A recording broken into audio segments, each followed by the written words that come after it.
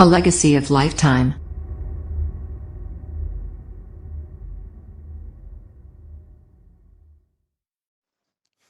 जय श्री राम दोस्तों, कैसे हैं आप सब। आशा करता हूँ आप सब स्वस्थ होंगे, संपन्न होंगे, सुखी होंगे, सुरक्षित होंगे। आज हमारी बातचीत उस विषय पे होने वाली है जो आज आप पूरा दिन न्यूज़ पे, न्यूज़ चैनल्स पे, न्यूज़पेपर में पढ़ते रहे। हमारी बातचीत होनी है आज पाकिस्तान ऑक्यूपाइड कश्मीर से मिले हुए इलाके गिलगिट और बाल्तिस्तान में सुप्रीम कोर्ट ऑफ पाकिस्तान द्वारा दिए जजमेंट कि वहां पे जनरल इलेक्शन कराए जाएं, इसके विषय पे। सबसे पहले तो हम ये जान लें कि ये इतिहास क्या है, इतिहास क्या कहता है। एक छोटी सी बातचीत इतिहास के झरोकों से। पाकिस्तान ऑक्यूपाइड कश्मीर, इसमें 10 जिले आते हैं। मुजफ्फराबाद, हातिनवाला, नीलम वैली, मीरपुर, भीमपर, कोटली, पुंछ, बाघ, हवेली, सुधांती सुदनाती। गिलगिट में 9 जिले आते हैं। गीजर, गोपेस यासीन, गिलगिट, हुंजा, नगर, अस्तोर, दियामीर, दरेल और तांगीर। इसी तरह बाल्टिस्तान डिवीजन में इनके आते हैं गांचे, स्कार्दू, शीगर, खारमंग, रोंडू। तो 14 जिले गिलगिट बाल्टिस्तान के और 10 जिले, ये 24 जिले ये पाकिस्तान के कब्जे में हैं। भारत आज भी अपने विधानसभा में, जम्मू कश्मीर की विधानसभा में इनकी सीटें खाली रखता है। और ये आज से नहीं है, ये भारत की पार्लियामेंट में, केंद्रीय पार्लियामेंट में ये बाकायदे सर्वसम्मति से पास हुआ एक निर्णय है। इसके बारे में पाकिस्तान ही नहीं, पूरे विश्व को पता है। अब इतिहास की बात यह है, तो इतिहास देखते हैं कि क्या है। 14 अगस्त और 15 अगस्त सन 1947 को पाकिस्तान और भारत को एक एक करके आज़ादी दी गई। आज़ादी किसने दी? अंग्रेज़ों ने। अंग्रेज़ों का शासनकाल था। लेकिन ये तारीखें सिर्फ जनता को बताने के लिए थी। इसकी भूमिका बहुत पहले से बनाई जा चुकी थी। ये मुख्य मुद्दा था अंग्रेज़ों के द्वारा बोए गए बीज के फलित होने का। जो उन्होंने डिवाइड एंड रूल की पॉलिसी अपनाई थी कि हिंदुओं और मुसलमानों को अलग अलग कर दिया जाए, तो उसमें वो सक्षम हो गए, सफल हो गए।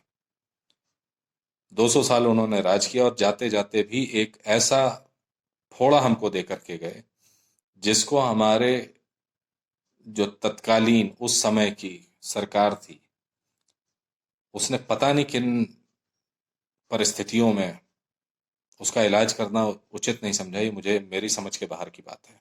पर खैर, क्या हुआ वो मैं आपको बताता हूँ।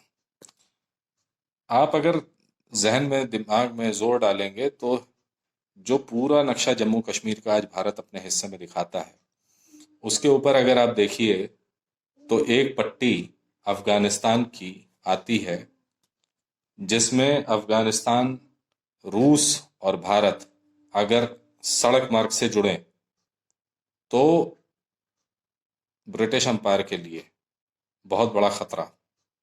क्योंकि उस वक्त जब भारत को आज़ादी मिल रही थी, दो पोलर पोलर पावर्स थी। पूरा विश्व दो ध्रुवीय शक्तियों के बीच में बटा हुआ था। एक शक्ति थी अमेरिका, एक शक्ति थी रूस। रूस, अफगानिस्तान और भारत अगर गिलगिट बाल्तिस्तान भारत के हिस्से में आता तो सीधे संपर्क से जुड़ जाता। तब रूस रूस ना होकर के यूएसएसआर हुआ करता था, एक बड़ी संघीय शक्ति। कोल्ड वॉर का समय था, अंग्रेज ये खतरा लेना नहीं चाहते थे, तो उन्होंने ये देखा कि भारत की जो विचारधारा है उसके समर्थन में रूस आ सकता है। तो उन्होंने ये बीज रख दिया और जिन्ना की मुस्लिम लीग के नुमाइंदों को बुला करके, पाकिस्तान की फौज को बुला करके, उस हिस्से का जो महाराजा हरि सिंह से अंग्रेजों ने वर्ल्ड वॉर के समय, विश्व युद्ध के समय लीज पे लिया था अपनी चौकी बनाने के लिए, क्योंकि वहां से वो अफगानिस्तान, रूस और बाकी मिडिल ईस्ट पे नजर रख सकते थे, उसको हस्तांतरित कर दिया पाकिस्तान को। फिर पाकिस्तान ऑक्यूपाइड कश्मीर को पाकिस्तान के कबायलियों ने, महाराजा हरी सिंह जब निर्णय लेने में थोड़ा सा समय लगा दिए, तो उन्होंने देखा कि मौका अच्छा है इन पे आक्रमण करके ये इलाका अपने कब्जे में ले लो, क्योंकि वहाँ पे जो जनता है वो मुस्लिम बाहुल्य है और जो प्रशासन है, जो राजशाही है, वो हिंदुओं की है। तो एक रिलीजियस गेम खेल करके, एक इमोशनल सेंटिमेंट भड़का करके, धर्म के आधार पे इसको ले लो। और तब से ये फोड़ा, ये नासूर भारत और पाकिस्तान के बीच में पनप गया। उस वक्त सरदार पटेल ने सेनाएं भेज करके कश्मीर का काफी हिस्सा अपने कब्जे में लिया, लेकिन चूंकि नेहरू जी पुनः दूसरी गलती कर गए कि वो सुरक्षा परिषद चले गए, यूनाइटेड नेशंस चले गए, और वहां पे सीज फायर उनको करना पड़ गया, जबकि हम जीत रहे थे, जीत सकते थे और पूरा इलाका जीत सकते थे, लेकिन फिर भी नुकसान उठाते हुए जीती हुई बाजी को हमने छोड़ दिया। क्यों, किन परिस्थितियों में, ये पुनः समझ के परे है। खैर, वो तब की बात थी। अब आते हैं आज की बात पे। अभी कुछ दिन पहले 30 अप्रैल 2020 को सुप्रीम कोर्ट ऑफ इस्लामाबाद में, जिसकी अध्यक्षता कर रहे थे जस्टिस गुलजार अहमद, उन्होंने पाकिस्तान सरकार को यह आज्ञा दे दी कि गिलगिट बाल्तिस्तान में जनरल इलेक्शन करा दिए जाएं, जबकि ये एक डिस्प्यूटेड एरिया था। अभी तक नॉर्दर्न प्रोविंस के तरह इसको डील किया जाता था। भारत इस पे हमेशा से अपना एक छत्र अधिकार मानता आया है, पूरे विश्व में इसको एक डिस्प्यूटेड रीजन माना गया है इस इलाके को। लेकिन तब भी चूंकि भारत ने 370 और 35 से हटा करके अपने कश्मीर को अपना हिस्सा बना लिया, अपना अभिन्न अंग साबित कर दिया। अभिन्न अंग तो था ही, हिस्सा बना लिया क्या, हिस्सा तो है ही। इसको मैं और संशोधित करना चाहूंगा कि हिस्सा तो पूरा जम्मू कश्मीर हमारा है। आप तो गलती से बैठ गए हैं यहाँ पे। वो गलती आपकी नहीं थी, वो गलती भूल चूक हमारे प्रशासन की थी कि हम कमजोर पड़ गए आपसे लेने में, सारे सामर्थ्य होने के बावजूद। पर खैर, ये निर्णय सुप्रीम कोर्ट ने दिया, तो आज की भारतीय सरकार ने साउथ ब्लॉक के द्वारा एक मिसाइसिव्स इशू करे। मिसाइसिव्स यानी राजनीतिक संदेश कि भारत के आंतरिक मसलों में हस्तक्षेप है पाकिस्तान के सुप्रीम कोर्ट का ये आदेश।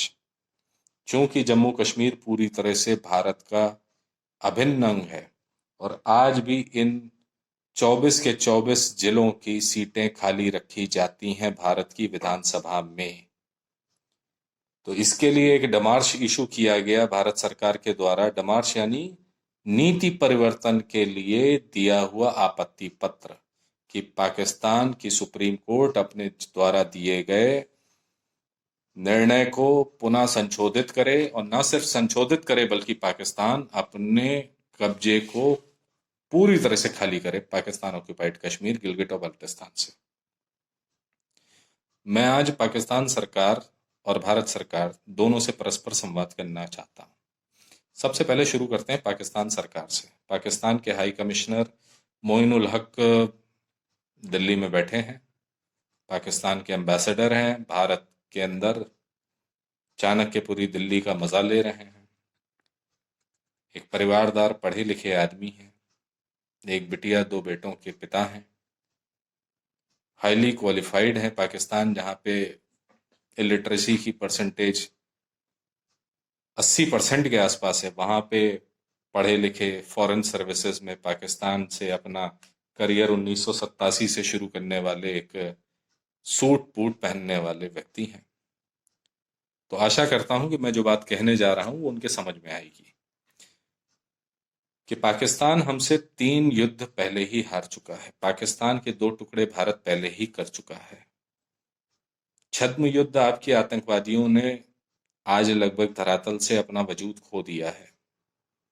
भारत के रणबांकुरों का, भारत की सेनाओं के शौर्य का जलाल आप मैदान जंग में देख चुके हैं। पर फिर भी आज के इस विषम युद्ध जो कोरोना से लड़ रहा है पूरा विश्व, और आप अपनी जनता को 2 वक्त की रोटी नहीं मुहैया करा पा रहे हैं, उनके इलाज के लिए दवा भी आपके प्रधानमंत्री हमारे देश से मांग रहे हैं। पर कहते हैं ना कि बंदर कुछ भी करेगा, गुलाटी मारना नहीं छोड़ेगा। तो आपसे कश्मीर का ये राग छूट नहीं रहा, ये मोह छूट नहीं रहा। तो इसको कृपया करके अपनी सरकार को, अपने प्रधानमंत्री इमरान खान को समझाने की कोशिश करें कि भारत के जलाल को, भारत के शौर्य को आप आंक चुके हैं, बार बार आंक चुके हैं।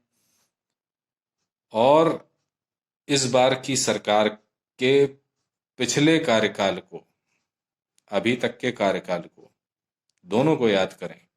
ये कांग्रेस की सरकार नहीं जो जीती हुई बाजी आपके हाथों में सौंप देगी। 2 बार हम सर्जिकल स्ट्राइक भी कर चुके हैं, एक बार जमीन से आपके यहाँ गए थे और दूसरी बार हवा से। इस बार क्या करेंगे ये आप खुद तय करिए।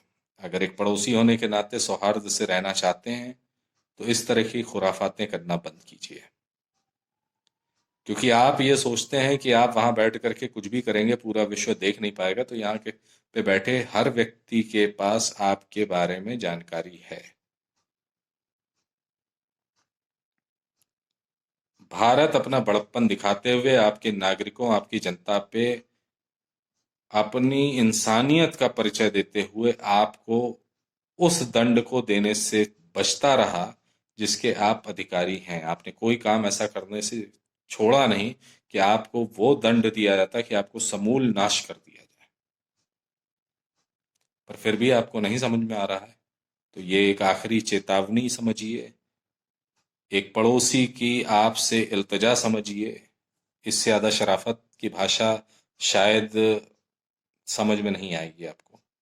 पर खैर, कि अगर हो सके तो अपने देश पे ध्यान दीजिए, अपने नागरिकों पे ध्यान दीजिए, उनके जान पे, उनके माल पे, उनके भविष्य पे ध्यान दीजिए। ये सारी खुराफातें बंद कीजिए। इसके बाद मैं भारत के यशस्वी पराक्रमी प्रधानमंत्री माननीय नरेंद्र मोदी जी से, हमारे गृह मंत्री, हमारे रक्षा मंत्री अमित भाई शाह, राजनाथ सिंह जी से ये कहना चाहूंगा कि बहुत हो गया। आप कम से कम कांग्रेस की वो गलती दोबारा ना रिपीट करें कि ये घाव नासूर बनता जाए, इसका इलाज करें। अब बहुत हुआ। अब मैं और मेरी तरह हर देशवासी, हर राष्ट्रभक्त कश्मीर की वादियों में घूमना चाहता है बिना किसी रोक टोक के, वहां की बर्फ का मजा लेना चाहता है। हम चाहते हैं कि जिसको हम कहते आए हैं मुंह से कि वो हमारा अभिन्न अंग है, वहां पे हम अपनी गाड़ियों में बैठ के जा सकें। सिर्फ मौखिक कथनों से हम अपना मन ना संतुष्ट करें। वहां के धरती, वहां की मिट्टी हमारी अपनी है, वहां के लोग हमारे अपने हैं, उनसे हम मिल सकें सामने, साक्षात। तो इसलिए भारत माँ आपसे ये मांगती है कि इस बार इलाज पूरा होना चाहिए।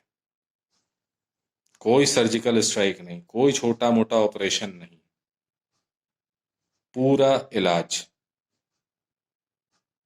जय हिंद, जय भारत, वंदे मातरम।